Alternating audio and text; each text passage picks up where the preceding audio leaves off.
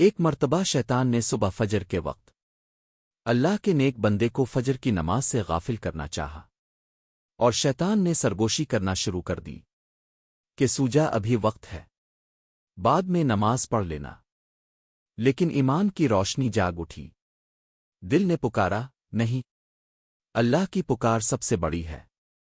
وہ اٹھ کھڑا ہوا، وضو کیا، اور اللہ کے حضور سجدے میں گر گیا، اور اسی لمحے شیطان چیخا اور ہار مان گیا۔